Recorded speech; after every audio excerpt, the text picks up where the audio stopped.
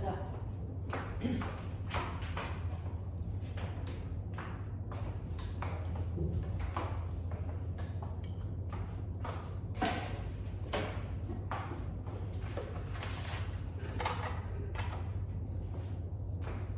파동의 간섭에서요.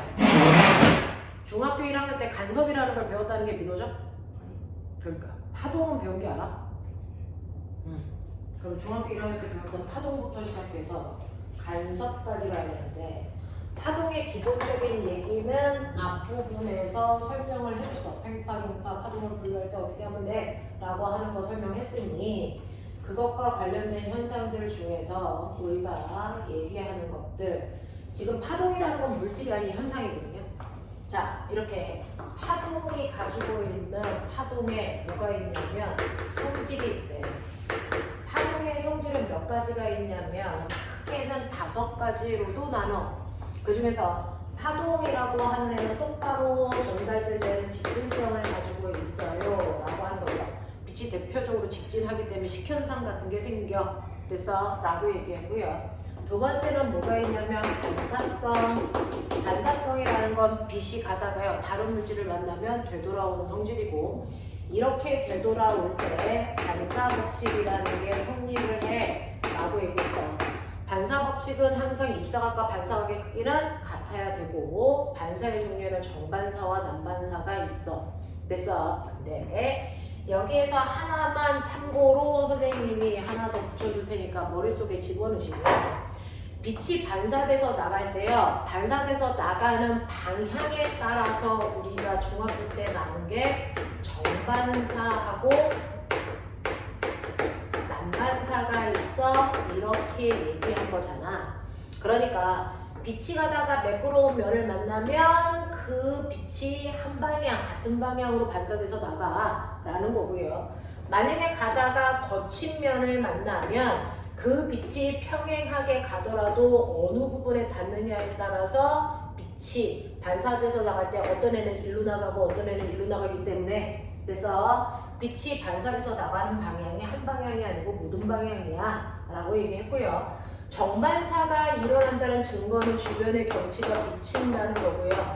난반사가 일어난다는 증거는 주변의 경치는 비치지 않고 단지 그물체를 볼 수 있다 이런 거야.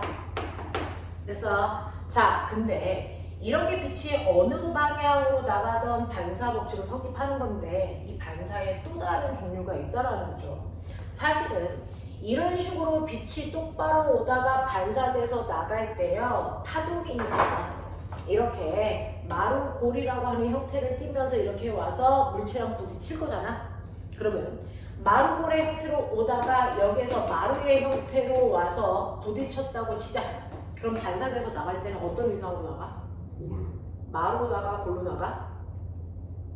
라고 하는 위상에 따른 분류도 가능해. 이게 이제 고등학교에서 하는 건데, 위상에 따른 분류도 가능한데요. 마루에서 오다가 부딪혔는데 그대로 마루라고 하는 형태로 나가. 그러니까 위상이 바뀌지 않고 나가. 그래서 네 라고 하는 걸, 위상이 그대로 나가는 반사를 우리가 뭐라 그러냐면 이걸 자유단 반사라고 해요. 이걸 자유단 반사라고 해요. 위상 변화 없이 그대로 나가는 거, 반사돼서 나가는 거. 근데 거꾸로 마루로 왔다가 골로 위상이, 우리는 이런 형태를 위상이 180도 바뀌었다 이렇게 표현해요. 그래서 위상이 정반대로 바뀌는 걸 위상이 180도로 바뀌었다라고 표현하는데, 이렇게 위상이 180도로 바뀌는 반사를 우리가 뭐라 그러냐면 고정단 반사가 일어나 이렇게 얘기하겠대. 그래서 위상 변화 없는 건 자유단 반사, 위상이 정반대로 바뀌는 건 고정단 반사라고 하겠대. 근데 어떨 때 안 바뀌어요? 어떨 때 바뀌어요? 라고 얘기하면 이런 식으로 실이 있다라고 치자. 자, 여기 이렇게 말뚝이 있다 오실까요? 말뚝이 있어요. 말뚝에다가 제가 이렇게 실을 묶어요. 근데 실을 얼마나 꽉 묶느냐에 따라서 형태가 정반대로 일어나요. 자, 만약에 실을 느슨하게 묶어서 반대편에서 진동을 일으켰다고 쳐봐.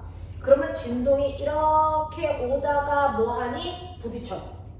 됐어? 부딪혀서 일부는 되돌아 나가겠죠.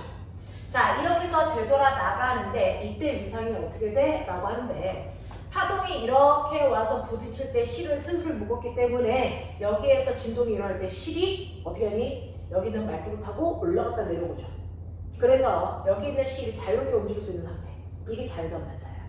그래서 그랬을 때는 위상 변화 없이 그대로 반사돼서 나간다고요. 근데 여기 있는 실은 꽉 묶었다고 칠게. 꽉 묶었다고 치면 내가 여기에서 파동을 일으켜서 와서 벽에 쾅 하고 부딪히는 순간 반사돼서 나갈 때 정반대 모양으로 반사돼서 이렇게 나간다고요. 이걸 고정단 반사라고 해. 알겠어? 세게 고정시켜 놓고 반사시키는 거. 자유롭게 움직이는데 반사되는 거. 이런 느낌이야. 근데 실제로는요. 이거는 어떤 경우를 얘기하는 거냐면 느낌을 잡으셨을 테니까 실이 있어요. 이렇게 끈이 있는데 끈 중에서요. 두꺼운 끈이 있고 얇은 끈이 있다고 치자. 그랬을 때 끈이 두꺼울 때 하고 얇을 때 하고 진동을 일으키면 진동은 일어나죠. 근데 진동이 뻗어나가는 속도 누가 더 잘 진동하겠니? 두꺼운 끈이겠니? 얇은 끈이겠니? 얇은 끈이 가벼우니까 훨씬 더 잘 진동해요. 그래서 훨씬 더 진동하기 쉬운 아이들, 다시 말해서 파동이 전달되는 속도가 빠른 애들을 우리는 소환배를 해요.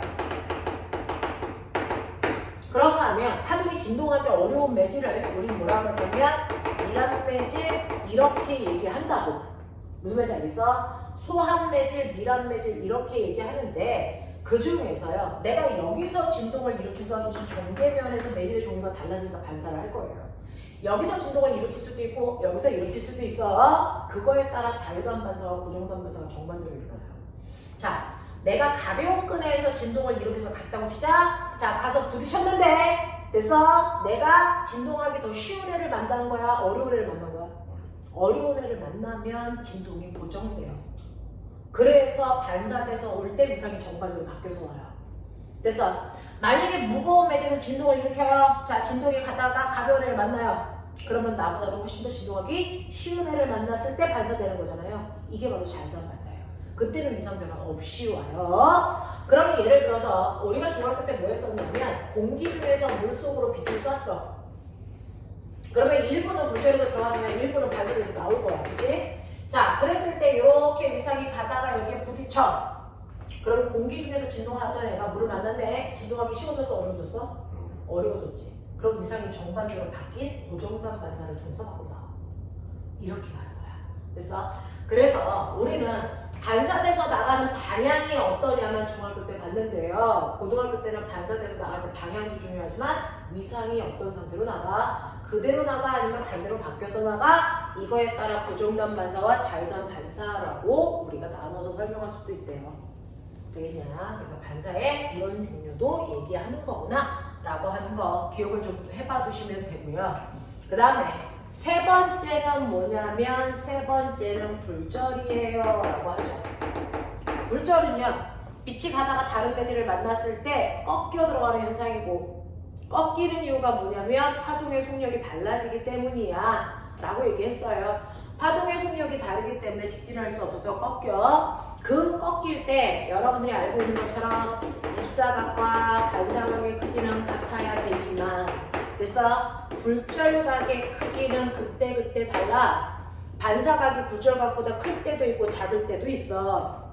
뭐에 의해 결정돼? 전달되는 매질의 속력에 의해 결정되는데, 속력이 만약에 빠른 매질에서 느린 매질로 간다면 빠른 쪽에 생긴 각도가 더 커야 되니까 입사각이 커.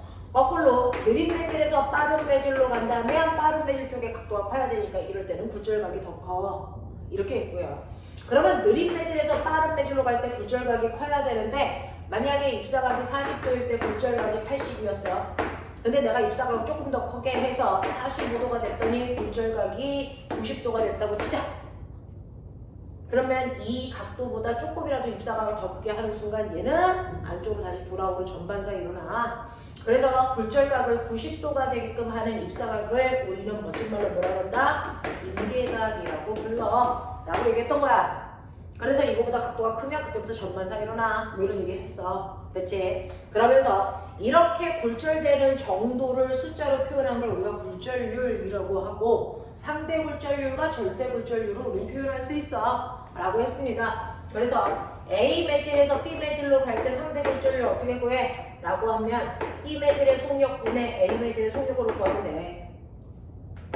E 매질의 파장분의 A 매질의 파장으로 구하면 되고요. 그 다음에 각각의 생긴 각도를 비교해도 돼 라고 했어요. 그래서 네, 근데 절대 굴절을 쓸 때만 반대로 써줘 라고 얘기했던 기억나죠? 이걸 우리가 스넬 법칙이라고 얘기해요. 그죠? 자, 그래서 직진, 반사, 굴절까지 했단 말이야. 그럼 파동의 성질은 이 세 가지만 있어? 아니, 네 번째, 다섯 번째, 회절이라는 것과 반성이라는 게 생겨. 그래서 이거를 오늘 우리가 배울 거야 라고 얘기하는 거예요. 자, 그 중에서 회절이라는 거하고 굴절이라는 거는 좀 구별을 하셔야 되는데요. 굴절이라는 것도 꺾여 들어가는 건데 회절도 꺾이는 거예요. 그러면 회절하고 굴절은 똑같은 거잖아요. 꺾이는 거니까. 근데 뭐냐면 얘는 물에서 공기로 가거나 공기에서 물로 갈 때 A 매질에서 B 매질로 갈 때 매질의 속력 차이 때문에 꺾이는 거예요. 근데 회절은 A 매질에서 A 매질로 가는데 꺾여요. 그냥 공기 중에서 빛이 쭉 가다가 갑자기 공기 그 빛의 방향이 꺾여서 가요. 왜 그럴까? 가다가 방해물을 만나서. 됐어? 이렇게 파동이 가는데 방해물을 만나면 파동은 둘 중에 하나야. 파동이 이렇게 가다가 방해물을 만나면 파동이 선택할 수 있는 건 둘 중에 하나야. 뭘 선택하겠냐? 뚫고 가거나 피해 가거나 둘 중에 하나라고. 됐어? 어떤 파동은 이걸 뚫고 가요. 어떤 파동은 얘를 만나면 이렇게 피해 간다고요. 됐어? 네. 이렇게 뚫고 가는 걸 우리가 뭐 했다 그러냐면 투과했다 그래요. 됐어? 그래서 파동마다 투과할 수 있는 능력, 투과율이 달라요. 투과율이 큰 애들은 잘 통과해서 가요. 뚫고 간단 말이야. 그러니까 감마석 같은 핵폭탄이 터질 때 나오는 아이들은 이 투과율이 좋아서요. 이 건물 속에 들어와 있어도 다 뚫고 우리 몸속에 들어와요. 그래서 건물 속으로 대피해봐도 의미가 없어요. 밖에 있는 거랑 똑같단 말이야. 됐어? 자, 근데 어떤 파동은요, 방해물을 만나면 투과하지 않고 잘 피해 다녀요. 이거를 우리 뭐라 그러냐면 회전율이 커요. 이렇게 표현한다고. 되겠다. 그래서 투과율과 회전율은 반대말이야. 투과율이 크면 회전율은 작아. 회전율이 크면 투과율은 작아. 됐어? 근데 어떤 애가 투과하려고 그럴까? 어떤 애가 회전율이 클까? 이걸 느껴보시면 가다가 어떤 물질을 만나는데 그거를 뚫으려는 성질이 강한 애들은 뭐냐면 에너지가 큰 애들이야. 에너지가 큰 애들은요 굳이 피해갈 필요가 없거든요. 다 뚫고 가버려요. 근데 에너지가 작은 애들 뚫을 수가 없으니까 피해가는 거예요. 무슨 말인지 알겠니? 그래서 투과율이 크다는 얘기는 에너지가 크다는 얘기고요. 회전율이 크다는 얘기는 대부분 에너지가 작은 애들이 그래요. 됐어? 라고 하는 거죠. 그러니까 우리가 저번 주에 배운 것처럼 전자기파 중에서 가장 에너지가 큰 애가 방사선. 그 방사선에 해당되는 아이들일수록 투과율이 큰 거죠. 그래서 네, 전파에 해당되는 애들은 에너지가 작은 애들. 에너지가 작은 애들은 주로 회전하려고 하겠죠. 알겠어? 그래서 이렇게 파동에 따라서 어떤 물질을 만났을 때요, 그걸 잘 뚫고 갈 거냐 아니면 잘 피해 갈 거냐는 에너지 크기에 교정된다. 에너지가 큰 애들은 피해 가지 않는다. 뚫고 간다. 그래서 그러면 에너지가 크다는 얘기는 빨리 생각해. 진동수가 뭐하다는 거야? 크다. 파장은 뭐하다? 짧다. 그래서 이런 식으로요. 에너지가 커서 진동수가 크거나 파장이 짧은 애들은 잘 뚫고 가려고 하고요. 거꾸로요. 에너지가 작아, 진동수가 작아, 파장이 길어, 다 같은 말. 이런 애들은 잘 피해 가려고 한다. 라는 얘기죠. 그러면 그것 때문에 나타나는 현상은 뭐가 있는데? 라고 하는 회절, 피해 가려는 성질. 됐어. 네. 얘네들은요. 실제로 뭐냐면 이렇게 방파제가 바닷가에 가면 있어서 파도의 세기를 약하게 만드는 시설물이야. 그래서 이렇게 선착장에 가면 거기에 배들이 이렇게 선박되어 있어. 자, 이렇게 되어 있어서 여기서 파도를 치면요. 파도가 넘실넘실 실제로 치면 파도에 의해서 배들이 이렇게 싹싹 움직인단 말이야. 그러다 보면 지들끼리 부딪혀서 깨지는 경우가 있어. 그치? 그러니까 선착장 가까이에는 파도가 약해야 배들이 선박되어 있는 배들이 지네들끼리 부딪혀서 깨지는 일이 없기 때문에 우리가 방파제라는 걸 일부러 만들어요. 파도를 방지하는 물건이야. 그래서 파도의 세기를 약하게 하는 물건이란 말이야. 그걸 세워놓으면 배들이 세게 부딪히는 일이 없어. 네, 그러려고 이제 만들어 놓은 건데 문제는 여기서 이렇게 파도가 이렇게 와요. 파도라고 하는 건 파도의 에너지가 오겠죠. 그래서 네, 물결의 에너지가 이렇게 온단 말이야. 그래서 방파제에 부딪힙니다. 방파제에 부딪히면 얘가 가지고 온 에너지가 100이라고 했을 때 방파제에 부딪히면 됐어. 여기서 파도가 반사돼서 이렇게 가지고 건너가지 못하잖아요. 그러니 이만큼 부딪힌 에너지는 반대편으로 못 간단 말이죠. 물이 없어서. 이만큼 부딪힌 아이도 반사되지 뚫고 가지 못해요. 네, 그래서 여기에 있는 100이라는 에너지 중에서 반사돼서 나가는 30, 30 얘네들은 뚫고 가지 못하고 요 사이로 들어간 40만 갈 거란 말이야. 그래서 파도가 훨씬 더 순해져. 알겠어? 이런 상태인데 그러면 여기만 방파제가 없으니까 여기는 파도가 뚫고 간다고 쳐봐. 그럼 이 파도는 이 반대쪽에 어떻게 전달될까? 여기서 파도가 이렇게 왔으니까 이렇게 갈까? 이게 이렇게 안 가. 어떻게 가냐면 여기를 빠져나온 파도는 이 자체가 하나의 커다란 또 파도를 일으키는 파원이라고요. 그래서 여기서부터 구면파로 이렇게 넘실넘실 퍼져가요. 됐어? 네. 그래서 단지 뚫고 온 부분만 퍼지는 게 아니고 그 뒤편까지 이렇게 진동이 퍼져나가는 현상을 우리가 회절이라고 해. 이걸 회절이라고 해. 그랬을 때요. 어떤 애는 회절을 할 때 이렇게 하는 애도 있지만 어떤 애는 회절을 하는데 이렇게 하는 애들도 있죠. 그러면 기억하고 니은 중에 누가 더 회절을 잘했어요? 라고 하면 더 팍팍 꺾이는 애들이 회절을 잘했어요. 그러니까 이쪽이 회절을 훨씬 더 잘해요. 이런 얘기야. 이제 그러면 어떨 때 이렇게 회절을 잘합니까? 회절될 조건을 보시면요. 이렇게 어떤 방해물의 간격을 우리가 일반적으로 D라고 써. 그래서 D라고 쓰는데 이 간격이 더럽게 좁은 곳이 있고요. 간격이 넓은 곳도 있잖아요. 그러면 이렇게 파동이 오다가 다른 데는 막혀서 못 가고 여기는 파동이 이렇게 가잖아요. 그러면 여기서 파동이 가면 얘가 이렇게 넘실 가고요. 여기 오면 이 자체가 하나의 파원이 돼서 여기서부터 이렇게 간단 말이에요. 이렇게 가요. 그럼 회절률이 더 큰 건 이쪽이잖아요. 자, 그래서 회절은 이 틈의 간격이 좁을수록 훨씬 더 잘 꺾여요. 그래서 틈의 간격이 좁을수록 회절이 잘 일어납니다. 됐죠? 그래서 회절되는 정도 회절률이라고 하는 건요. 간격이 좁을수록 잘 일어나요. 이 얘기예요. 근데 이렇게 간격이 똑같아도 이때 파동이 뚫고 갈 때요. 파장이 짧은 애가 있고 파장이 긴 애가 있어요. 누가 더 회절 잘해요? 에너지가 작은 파장이 긴 애가 회절을 훨씬 잘하거든요. 그래서 똑같은 간격을 가더라도 어떤 애는 이렇게 가지만 어떤 애는 파장이 길어서 훨씬 더 잘 꺾여 이렇게 갈 수도 있단 말이죠. 그래서 회절되는 정도는요. 이 틈의 간격하고 지나가는 파장의 길이에 의해서 결정된다. 이렇게 보시면 돼요. 무슨 말인지 알겠어? 자, 그래서요. 우리가 이런 식으로 벽에 친구 둘이 이렇게 서 있다고 쳐요. A, B. 그러면 태양에서 나온 빛이 A의 얼굴에서 반사돼서 여기서 이렇게 가잖아요. 그러면 이 자체가 방해물이니까 요거를 지나서 가면 요 점에서 얘가 이렇게 꺾여요. 됐어? 네. 그래서 방해물을 지나가는 순간 이렇게 꺾이려는 성질이 있는데 얘가 이렇게 꺾여서 가기 때문에 두 번째 B에 있는 사람의 눈에는 얘를 반사하면 빛이 안 와요. 그래서 안 보여요. 안 보여요. 그래서 벽 뒤편에 있는 친구들이 안 보이는 이유가 빛이 벽을 뚫고 나와도 회절하지 않기 때문에. 그래서 회절이 거의 되지 않기 때문에 내가 볼 수 없는 거야. 근데 이 친구가 여기서 말을 한다고 해봐요. 그러면 이 친구의 입에서 소리라는 파동이 나올 거 아니야? 그래서 누구야? 라고 해서 불러요. 그러면 여기를 빠져나오는 순간 이제 방해물을 지나왔으니까 회절합니다. 근데 소리는 어떻게 해야 되냐면 빛에 비해서 파장이 길거든요. 빛에 비해서 훨씬 더 길기 때문에 얘가 회절을 잘해요. 이렇게 가요. 이렇게 가요, 소리가.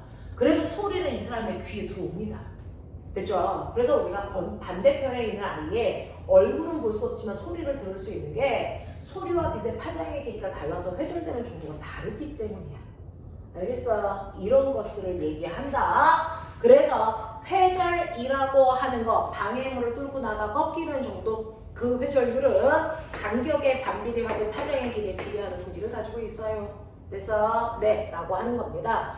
이러한 회절을 이용한 게 뭐가 있냐면 사실은요 여기 공기 안에 엄청나게 작은 먼지도 있고 코로나 바이러스도 있어요. 그치? 이렇게 엄청나게 작은 나노 입자의 크기에 해당되는 먼지라든가 세균이 있는데 그런 것들 우리가 볼 수 있니 없니? 없잖아. 왜 없어? 너무 작다라는 얘기는 뭘까? 뭐가 문제냐면 우리가 물체를 보려면 그 물체에서 빛이 반사돼서 와야 된단 말이야. 그래서 그래야 우리가 그 물체를 볼 수 있는 거잖아. 근데 이 입자가 너무 작으면요 빛이 이렇게 가다가 여기서 반사되는 게 아니고 파장보다 길이가 짧으면 이렇게 피해가 버리더라고요. 그랬다가 다른 물체에 반사돼서 올 때도 이게 자기의 파장보다 짧으면 이렇게 휘어서 오기 때문에 우리 눈에는 이 물체가 없는 것처럼 보여요. 그러니까 우리가 너무 작아요 라고 하는 건 그 진동의 파장보다 됐어 길이가 짧아서 반사되지 않아 이런 얘기 하는 거야. 무슨 말인지 알겠어? 그러니까 거꾸로 얘기하면 빛이 가다가 코로나 바이러스처럼 엄청나게 작은 애들은 회절을 해서 피해가기 때문에 볼 수 없어요. 이런 얘기야. 되겠어? 그러면 얘를 보려면 어떻게 해야 돼? 이 코로나 바이러스보다 훨씬 더 파장이 짧은 애를 쏴주면 됐어? 회절하지 않고 거기서 반사돼서 오기 때문에 내 눈에 볼 수 있을 거 아니야? 됐어? 이렇게 돼요. 그러니까 코로나 바이러스보다 훨씬 더 짧은 파장을 가지고 있는 애들을 쏘면 거기에서 코로나 바이러스에서 반사돼서 온단 말이야. 그럼 볼 수 있어. 알겠어? 물론 걔가 가시광선이 아니니까 눈으로 본다는 게 아니고 관측이 가능하다는 얘기야. 됐어? 그럴 수 있는데 코로나 바이러스보다 훨씬 더 파장이 짧으려면 누구 정도가 돼야 되냐면 얘가 X선 이상이 돼야 돼. 그러니까 X선이나 감마선 정도는 돼야 코로나 바이러스보다 파장이 짧아서 여기서 반사돼서 돌아온단 말이야. 근데 문제는 얘네들의 파장의 길이가 열나 짧다 보니까 에너지가 엄청나게 뭐랄까 커. 그러니까 여기에 코로나 바이러스에 X선이나 감마선이 가서 부딪히는 순간 이미 바이러스는 뒤졌어. 그래서 이렇게 되니까 살아있는 바이러스의 특성을 관찰할 수 있다 없다? 이게 불가능해. 알겠냐? 이렇게 되는 거야. 그러면 코로나 바이러스를 살아있는 상태로 우리가 못 봐요? 아니요. 우리는 지금은 볼 수 있어요. 왜요? X선만큼 파장은 짧지만 X선이랑 감마선보다 에너지가 훨씬 작은 아이들 찾아 있거든요. 그게 우리가 전자예요. 그래서 전자 현미경으로 관찰합니다. 저 아이들. 그래서 이렇게 된다라고 하는 거 기억을 좀 해봐 두시면 되죠. 그래서 굴절과 회절은 좀 달라. 굴절은 다른 매질에서 꺾여 들어가는 현상이지만 회절은 같은 매질에서요 방해물을 만났을 때 피해가려는 능력이다. 그래서 피해가는 능력을 우리가 회절이라고 하는데 에너지가 작을수록 회절을 잘한다. 알겠습니까? 네 라고 하는 거예요. 그래서 회절에 영향을 주는 건 그 틈의 간격과 파장의 길이다 라는 얘기 했고요. 이제 파동의 마지막 성질이 바로 간섭이라고 하는 너네가 배우는 198페이지야. 그래서 자, 파동의 마지막입니다. 우리가 해야 되는 마지막 바로 파동의 간섭인데 이 간섭이라는 걸 우리는 회절을 이용해서 실험할 거야. 그래서 회절을 이용해서 간섭 현상을 실험하게 될 건데요. 자, 이 간섭이라고 하는 거는 우리가 일반적인 일상적인 용어에서도 간섭이라는 단어를 쓴다? 엄마 나 좀 간섭하지 마 라고 할 때 그거예요. 그 간섭. 그래서 영향을 준다라는 뜻입니다. 자, 이 간섭이라고 하는 게 파동에서는 어떤 의미로 사용되는지 보여드릴게요. 실제로요, 내가 파동을 일으킵니다. 파동을 일으키면 여기에서 이렇게 한 공간 안에 가고 있는 어떤 파동도 있고요. 그리고 반대편에서 이렇게 오고 있는 어떤 파동도 존재해요. 됐어? 네. 그러다 보면 잠시 지난 후에 보면 여기에 두 개의 파동이 뭐 할 거냐면 이런 식으로 두 개의 파동이 만날 겁니다. 됐어? 네. 그래서 한 지점에 서로 다른 두 개의 파동이 만나면 이 파동이 만나는 걸 우리가 뭐 됐다 그러면 파동의 중첩이 일어났어. 이렇게 표현해요. 두 개가 만났다는 뜻입니다. 그럼 파동이 만나면 서로 영향을 주고받을까 안 받을까? 주고받아요. 그래서 이렇게 파동이 만났을 때 서로 영향을 주고받는 걸 파동의 간섭이 일어나 이렇게 얘기합니다. 그러면 이제 첫 번째 질문. 지금 이 공간에는 파동이 몇 개 있을까요? 14많죠. 빛이라는 아이도 있고요. 그 다음에 우리 몸에서 나오는 열이라고 하는 적외선도 있고요. 그리고 지금 선생님 목에서 나오는 목소리라고 하는 소리 파동도 있어요. 그러니까 이 교실 안에 여러 가지의 파동들이 지금 중첩되고 있단 말이야. 그러면 영향을 주고 있을까 안 주고 있을까? 절대 안 줘요. 만약에 영향을 준다면 여기 형광등에서 빛 나오죠? 그럼 내가 소리를 낼 때와 내지 않았을 때 뭔가 바뀌는 게 있어야죠. 간섭을 줬다면. 그래서 그럼 선생님이 이렇게 말할 때와 말하지 않을 때 이 교실의 밝기 변하니? 안 변해요. 밝기가 변해요? 내가 막 말하면 밝기가 바뀌어서 여기 사이키 조명이 막 돌아가고 있어요? 아니잖아요. 됐죠? 또 여러분들 체온이 높을 때하고 체온이 낮을 때 밝기가 변해요? 안 변해요. 그러니 파동이 그냥 한 지점에서 만난다고 해서 모든 파동이 서로 영향을 주는 건 아니다라는 얘기입니다. 서로 간섭할 수 있는 파동이 있고 간섭하지 못하는 파동이 있다는 거죠. 주로 간섭 못합니다. 그래서 만나도 주로 간섭이라는 현상이 일어나지 않습니다. 그러면 이렇게 서로 다른 파동이 만났을 때 간섭을 하려면 조건이 있어요. 조건이 있는데 두 개의 파동이 만났을 때 간섭하려면 조건 뭡니까? 두 개의 파장의 길이가 같아야 된다. 이 얘기예요. 파장의 길이가 같은 파동끼리 만나야 서로 영향을 주고 받을 수가 있어. 알겠어? 파장의 길이가 다른 애들이 만나면 그냥 쌩까고 지나가.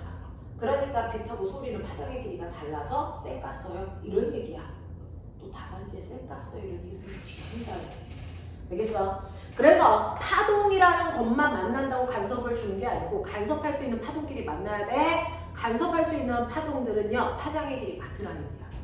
그래서 이런 애들이 만나야 서로 간섭할 수 있대. 그러면 두 개가 간섭을 할 수 있는 아이들끼리 만나게 하는 가장 쉬운 방법은 뭐냐면 내가 이렇게 벽에다가 실을 묶어서요. 파동을 일으켜서 보내면 벽에 부딪히는 순간 반사돼서 나랑 똑같은 애가 돌아오거든요. 그래서 이런 식으로 두 개의 파동을 만나게 해서 간섭을 우리가 확인할 수 있는데 그러면 두 개의 파동이 만났다고 치자.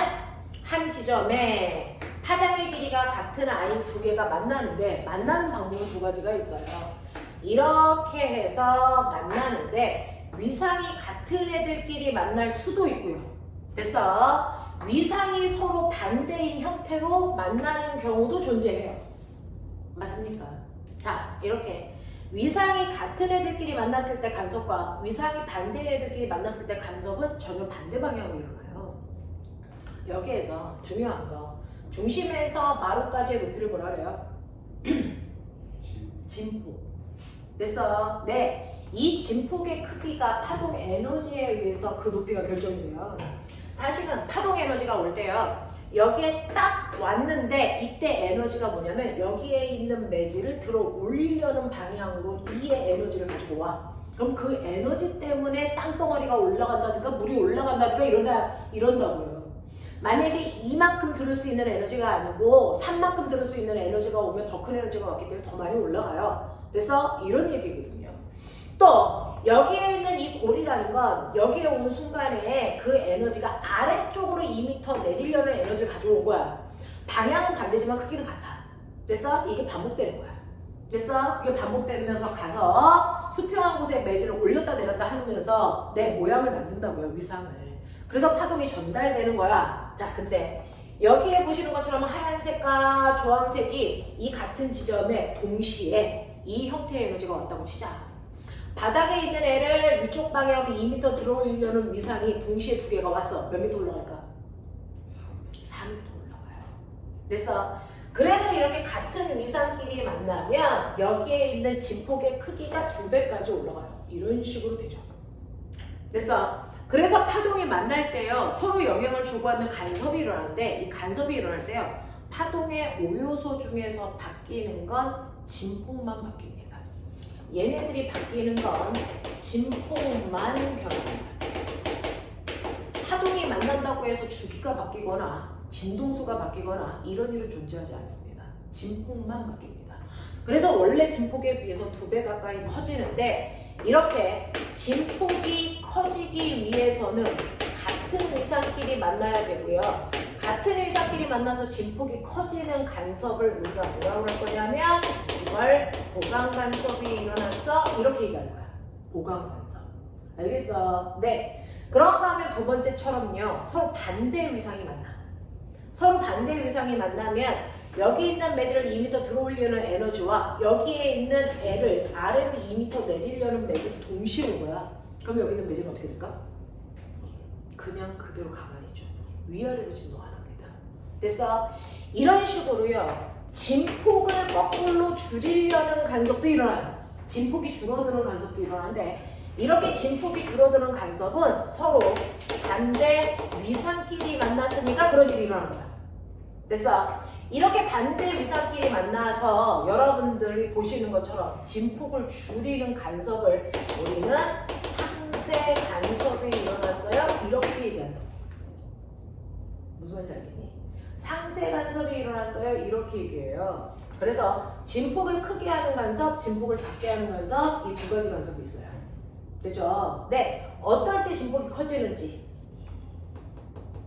그걸 뭐라 그러는지 어떨 때 진폭이 작아지는지 됐어? 그걸 뭐라 그러는지 머릿속에 넣으시면 돼요. 자, 이런 식으로 보강 간섭하고 상세 간섭이라는 게 일어나 진폭이 커지거나 진폭이 작아지거나 그런다고요. 자, 근데 얘네들이 이렇게 만나서 영향을 줬어? 그리고 나서 얘네들은 계속 가는 방향으로 가죠. 그럼 서로 헤어졌어. 그럼 헤어지면 진폭이 변한 상태 그대로 유지합니까? 아니면 원래 진폭으로 돌아갑니까? 얘가 헤어지면 어떻게 돼요? 원래 진폭으로 돌아갑니다. 그러니까 얘는 진폭이 2배 커져서 됐어. 만나는 순간 이 A의 진폭을 가지고 있다면 헤어지고 나면 다시 A의 진폭으로 돌아가요. 무슨 말인지 알겠니? 이렇게 파동은 만나는 순간만 영향을 주고요. 얘네들이 헤어지면 원래 모습으로 돌아갑니다. 그걸 우리가 뭐라고 하냐면 파동의 독립성. 그래서 이런 성질을 가져. 파동들은 서로 만나면 영향을 주고 헤어지면 원래 상태로 돌아가고. 이게 반복. 알겠어? 그 중에서요. 너네가 알고 있는 소리라는 거 아시죠? 지금 선생님 목에서도 나와요. 소리의 3요소. 중학교 때 배웠어? 안 좋게 봐. 네. 소리의 3요소는 소리의 크기.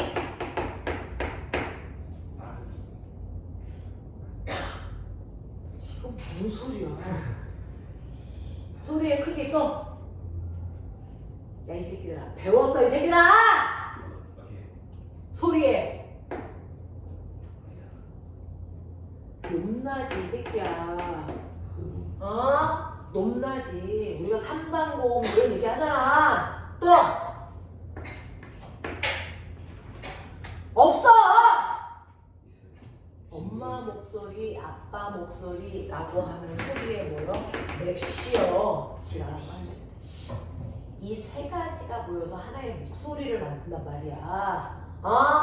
너네가 들으면 이거 우리 물리 선생님 목소리네? 우리 엄마 목소리네? 구별하잖아. 그거를 우리가 소리의 맵시라고 해요. 이 소리의 맵시는요. 파동이 이렇게 만들어졌을 때 이 사이에 파동에 떨림이 생겨요. 그게 사람들의 성대 모양에 따라서 각각을 가지고 있어요. 되겠니? 이거를 맵시를 결정하는 게 파동의 형태, 파형에 의해서 결정했다. 이렇게 얘기하는 거예요. 그래서 똑같은 음악을 연주하더라도 피아노 음악 소리하고 기타 음악 소리 다 다르잖아요. 파형이 달라서 그래요. 자, 그 다음에 소리의 높낮이라고 하는 여러분들이 알고 있는 3단 고음 있잖아요. 우리가 알고 있는 기본도, 한 옥타브 위에도, 한 옥타브 위에도 이런 거. 자, 소리의 높이는 뭐가 결정하니? 진동. 네, 이게 뭐요? 진동수. 병신. 진동수요. 사람이 들을 수 있는 진동수의 범위. 1700. 헛소리지 말마! 근거가 있는 얘기래. 사람들이 들을 수 있는 진동수의 범위를 우리가 가청 진동수 이렇게 얘기해요. 사람이 들을 수 있는 게 20Hz에서 20,000Hz까지가 인간이 들을 수 있는 진동수의 범위야. 이거야. 진동수가 커질수록 뭐야? 고음이야.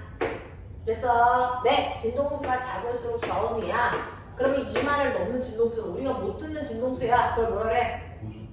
초음파.